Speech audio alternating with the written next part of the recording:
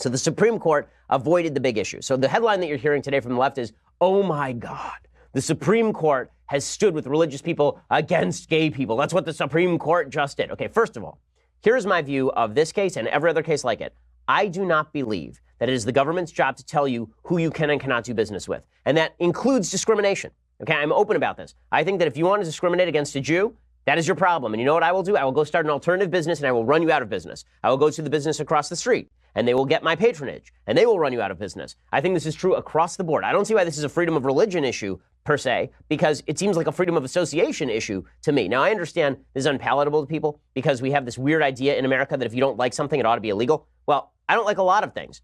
I don't think they ought to be illegal. I'm not a same-sex marriage fan. I don't think it ought to be illegal. I'm libertarian on same-sex marriage. I think the government should get completely out of the business of marriage. Well, just as I am libertarian on the issue of same-sex marriage, I'm libertarian on the issue of whether a business owner ought to be forced to cater to a particular population, even if that business owner is a jerk, even if that business owner is a racist or a homophobe.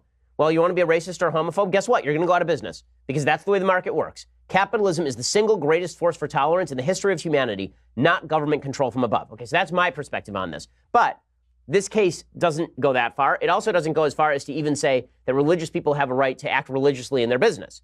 Right? The case doesn't even say that if you are a baker, that you have the right to reject catering to a same-sex wedding. Instead, this case is decided 7-2 on the narrowest possible grounds, and that is the Colorado Civil Rights Commission is mean.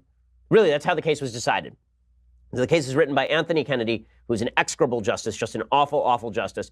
He has never seen a copy of the Constitution, apparently, and so he just sort of wanders around in his bathrobe, and depending on whether he had his Metamucil-led bowel movement that morning, he decides how to rule. So here was his ruling today, delivering the opinion of the court. And this is a nonsensical ruling. It's a nonsensical ruling because it doesn't get to any key issue. It's good for the particular baker in this case, but it does not establish a broad principle that religious people can actually act religiously in their businesses, which you would assume would be protected by freedom of religion.